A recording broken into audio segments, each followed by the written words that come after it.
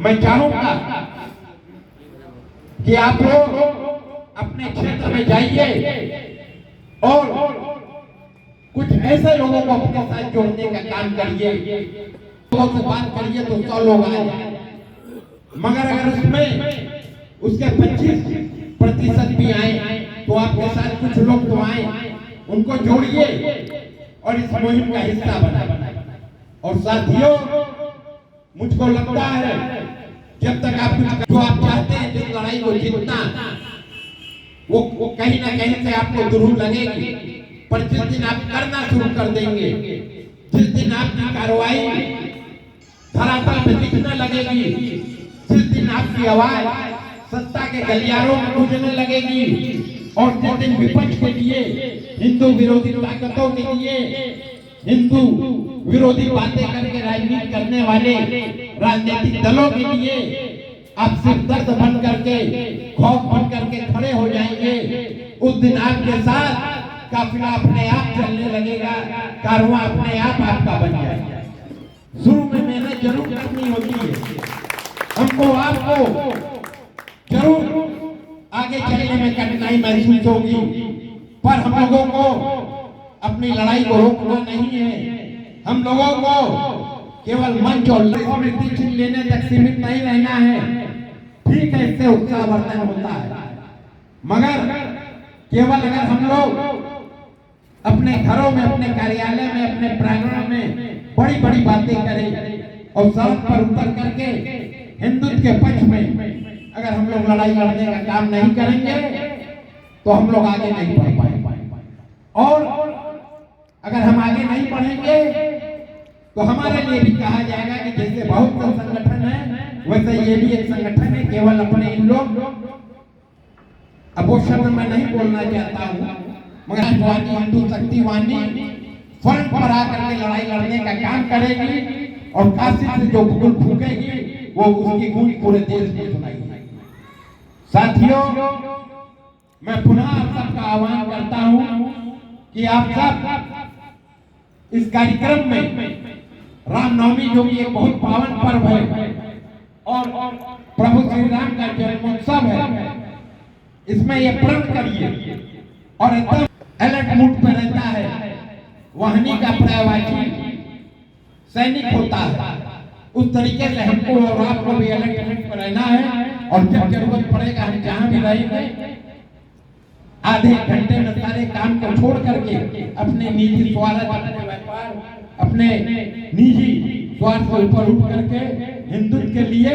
प्रभु श्री राम का सिपाही बन करके हमको आगे आकर के लड़ाई लड़ने का काम करना। साथियों, बहुत से ऐसे लोग हैं जो संगठन से जुड़ते हैं, कुछ 5 कदम चलते हैं, कुछ 500 कदम चलते हैं और उसके बाद वो दूसरी धारा में बहने लगते हैं, वो एक अलग मुगलता में आ जाते हैं। तो हमको ऐसे लोगों से हतोत्साहित नहीं होना है। 80% जनसंख्या हिंदू वीर और वीरांगनाओं की है, हिंदू साथियों की है, हमको उनको जोड़ने का काम करना है। जिसको नहीं काम करना है उसको जाना है, उसको जाने देना है, मगर नए लोगों को जोड़ने से भी मत छूटना, क्योंकि उसी में से आपको कहीं ना कहीं से जब समुद्र का मंथन होता है तो अमृत मिलता है। तो निश्चित रूप से अगर हम लोग बराबर रणभूमि में लगे रहेंगे और लोगों को जोड़ने का काम करेंगे तो हम लोगों को अच्छे पराक्रमी और हिंदुत्व के प्रति निस्वार्थ भाव से समर्पित हमारे योद्धा भी मिलेंगे। और कहीं ना कहीं से इस दिशा में मुझे लग रहा है कि राजवाड़ शहर में भी बड़ी तेजी से प्रगति कर रहा है। ये ठीक है, आज ये कार्यक्रम केवल जिले की रामनवमी का त्योहार था, बहुत से लोग अपने अपने क्षेत्रों में व्यस्त हैं, मगर मुझको ऐसा नहीं लगता है कि आज हमारी संख्या कहीं किसी से कम है, और अगर कम भी है तो इतनी कम नहीं है कि हम लोग आवाज नहीं उठा सकते हैं। लोग तो अकेले आवाज उठाने का काम किए। साथियों, जिस समय पूरी ब्रिटिश हुकूमत एक तरफ थी और उनकी तोपें और बंदूकें गरज रही थी, तो एक अकेला जो कि सिपाही था मंगल पांडे, उसने विद्रोह करने का काम किया था और पहली गोली चलाने का काम करके इस देश का पहला शहीद होने का दर्जा पाया। तो साथियों, अगर जरूरत पड़े तो अकेले भी आवाज उठाने से पीछे नहीं हटना चाहिए, मगर आवाज उठाना चाहिए। तो मैं पुनः आपको बताना चाहता हूं कि बहुत जल्द राष्ट्रवादी हिंदू शक्तिवानी एक बड़ा प्रेस कॉन्फ्रेंस करके अपने मुल्क के बारे में बताने का काम करेगा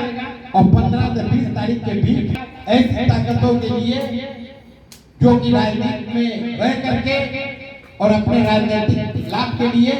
मुस्लिम तुष्टीकरण का काम करते हैं और हिंदुत्व को नीचा दिखाने के लिए, हिंदुत्व को बदनाम करने के लिए वो बड़े बड़े सगुफे छोड़ते हैं। उनको उनकी औकात में लाने के लिए हम लोगों को एक मुहिम चलाने की जरूरत है और ये मुहिम रुकनी नहीं चाहिए। काशी से उठी हुई ये मुहिम संपूर्ण देश में जानी चाहिए। अयोध्या में भी हमारी बात हो रही है, वहाँ भी काफी बड़ी संख्या में लोग जुड़े हैं, गा रहे हैं और हो सकता है जिस दिन हम लोग कार्यक्रम करें उसी दिन वहाँ भी हम लोग कुछ धमाका करने का काम करें लोकतांत्रिक तरीके से, ऐसी ताकतों के। तो मैं पुनः आज इस कार्यक्रम का जो मूल उद्देश्य है, जिस उद्देश्य के लिए हम सब यहाँ जुटे हैं, हमारे जिला अध्यक्ष जी ने ये कार्यक्रम आयोजित किया और वो कई दिन से इस कार्यक्रम में लगे थे। और सबसे बड़ी बात यह है कि पहले चोट से पत्थर नहीं टूटता है, मगर एक दिन जब टूटता है तो चोट से ही टूटता है। तो आज इन्होंने जो पहला चोट रामनवमी के पावन अवसर पर किया है, तो मुझको लगता है कि गुरु जी का, ब्राह्मण देवता का ये चोट कहीं न कहीं से ऐसे हिंदू विरोधियों के ऊपर एक बहुत बड़ा प्रहार साबित हो। पुनः मैं आप सबका आभार प्रकट करता हूँ और प्रांगण से जाएंगे और पूरे ताकत से, पूरे मनोयोग से, उत्साह से संगठन को आगे बढ़ाने के लिए और लोगों को एक बड़े मुहिम का हिस्सा बनाने के लिए, अपने मिशन को पूरा करने के लिए हम लोग लगेंगे। पुनः